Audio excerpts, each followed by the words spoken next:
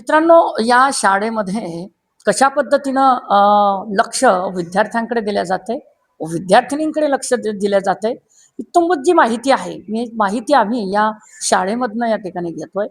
शिक्षिका, आदर्श शिक्षिका आपल्यासोबत आहेत. कारण विद्यार्थ्यांना ध्येयपूर्तीसाठी पुढं नेणं तितकंच महत्त्वाचं ठरतं आणि त्याच्या आरोग्याची काळजी घेणं हे सुद्धा महत्त्वाचं आहे. मॅडम, आपलं नाव? माझं नाव प्रतिभा ननाई. अच्छा, बरं काय सांगणार आज या ठिकाणी विद्यार्थी आणि विद्यार्थिनी त्याच्या आरोग्याच्या संदर्भामध्ये आपण ही शाळा कशी लक्ष देते? आरोग्याच्या संदर्भामध्ये सांगायचं झालं तर आपल्या इथे दर वर्षाला वेळोवेळी तपासणी होत असते. त्यामध्ये विद्यार्थ्यांना कुठले आजार आहे का याबद्दल बघितलं जातं. त्यांना जर कुठला आजार असेल तर त्यांना पुढील तपासणीसाठी डॉक्टरांकडे रेफर केलं जातं. त्याचबरोबर जर एखादा विद्यार्थी आजारी असेल तर त्याला वर्गामध्ये बसवणं, त्याला शांततेत मेडिसिन वगैरे देणं हे काम आम्ही शाळेत त्यात चांगल्या पद्धतीने करतो.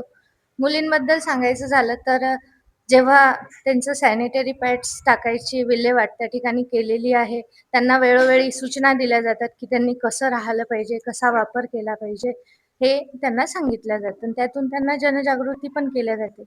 मध्यंतरी आम्ही महिलांसाठी म्हणजे त्यांचे जे मातृ संमेलन घेतलं होतं. त्यामध्ये मुलींना जे आजार असतात, जे प्रॉब्लेम्स असतात त्याबद्दलही त्यांच्या पालकांसोबत डिस्कस केलं होतं. हां, दिली होती. मित्रांनो, अशा पद्धतीचं खेळीमेळीच्या वातावरणामध्ये कुठेतरी या ठिकाणी चांगली माहिती, मेसेज तुमच्यापर्यंत या ठिकाणी जावा आणि ही शिक्षण संस्था नेमकं काय करते, काय विद्यार्थ्यांना कसं शिकवते, त्यांच्या आरोग्याची काळजी कसे घेते आणि त्यांना ध्येयपूर्तीसाठी कसं पुढे नेते, ही सर्व माहिती आम्ही जेणेकरून का देतोय की पालक वर्ग सारखा चिंतेमध्ये राहतोय की माझ्या विद्यार्थ्यांचं, माझ्या पाल्यांचं या ठिकाणी कसं होईल, त्याच्याकडे लक्ष या ठिकाणी शाळा देते का, ही माहिती सत्यता या ठिकाणी पडताळण्यासाठी आम्ही तुमच्यापर्यंत या ठिकाणी दाखवतोय. आपलं नाव? माझं नाव प्राध्यापिका ज्योती तुकाराम पसारकर आहे. अच्छा. मी वर्ग 7ची वर्ग शिक्षिका म्हणून इथे कार्यरत यावर्षी शैक्षणिक सत्र 2026-27 ला देते आहे. आज जवळपास शाळा सुरू होऊन 18वा दिवस आहे. 17 दिवस पूर्ण झालेले आहेत.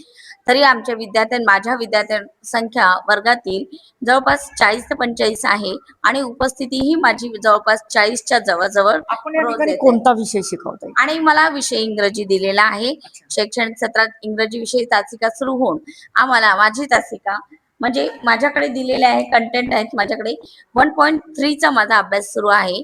त्यामध्ये इंग्लिश ग्रामर सुद्धा आहे, एक पोएम सुद्धा शिकवून झालेली आहे माझी आणि त्यामध्ये इंग्रजीचं व्याकरण ग्रामर या ठिकाणी ज्ञान कसं घेताय? मुलं अगदी त्यांचा उत्कृष्ट प्रतिसाद आहे. दिलेला गृहपाठ पूर्ण करून येत आहे आणि जे काही दिलेले आहेत व्यवस्थित अगदी डिसिप्लिन मध्ये वगैरे आहेत. सर्वजण आपलं शैक्षणिक कार्य पूर्ण करताय. दिलेल्या या शाळेमध्ये या ठिकाणी शालेय जे उपक्रम आहे कशा पद्धतीने राबवले जाते, काही माहिती? हा, शालेय उपक्रम आता अगदी शैक्षणिक सत्राला सुरुवातच झालेली आहे.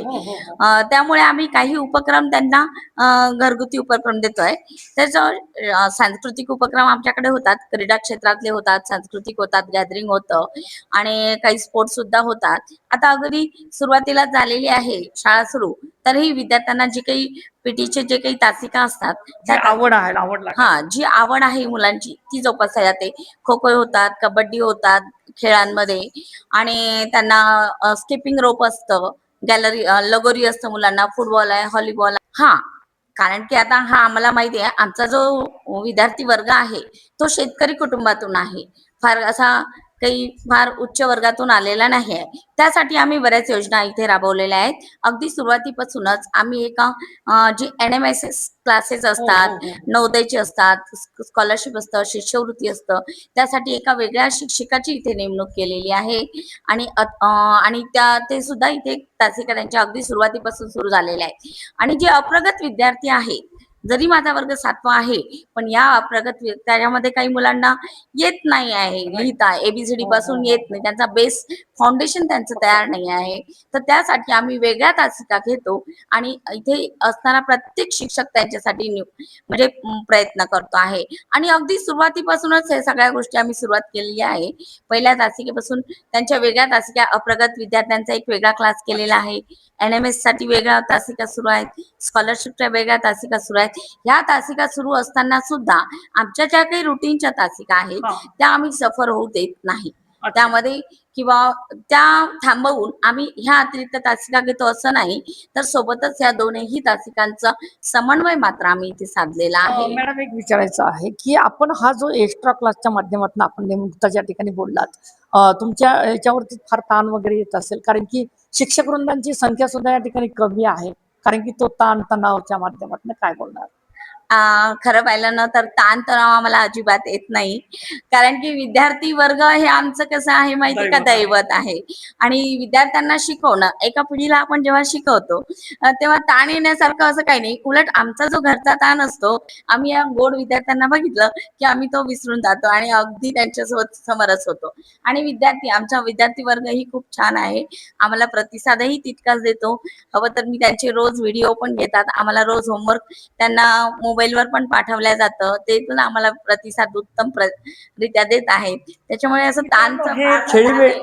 आणि शिक्षक जरी कमी असले ना, तरी विद्यार्थ्यांकडनं पाहिलं की आम्हाला तो ताण आमचा पूर्णतः नाहीसा होतो. मित्रांनो, कौटुंबिक जीवन जसं असतं, परिवारामध्ये आपण जसं जीवन जगतोय त्याच पद्धतीनं कुठे एक परिवार म्हणून ही मंडळी सर्व या ठिकाणी काम करताना दिसतंय. ते कशासाठी? फक्त आपला विद्यार्थी यांचं जे ध्येय आहे ते ध्येय पूर्तीसाठी. वेगवेगळ्या शाळेमध्ये आपण गेलेलो आहे, तिथे शिष्यवृत्ती परीक्षेसाठी काही विद्यार्थी पात्र ठरतायत, नवोदयची जी विद्यालयाची जी आपल्या परीक्षा आहे त्याच्यासाठी पात्र ठरतायत. परंतु नेमका अभ्यासक्रम कसा असतोय हे थोडक्यामध्ये या ठिकाणी मॅडमकडून आपण जाणून घेतोय. आज आपण तक्षशिला शाळेमध्ये आपण भेट दिलेली आहे. मॅडम, आपलं नाव?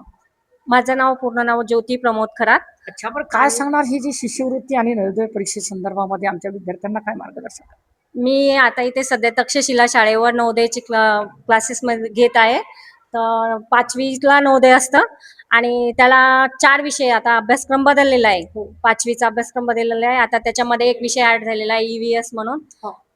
तर आता 4 विषय आहेत आणि एका विषयाला समजा 4 विषय आहेत. एक आहे EVS, एक बुद्धिमत्ता आणि मराठी आणि गणित. असं 4 विषयांची मी मुलांकडून पूर्ण तयारी करून घेते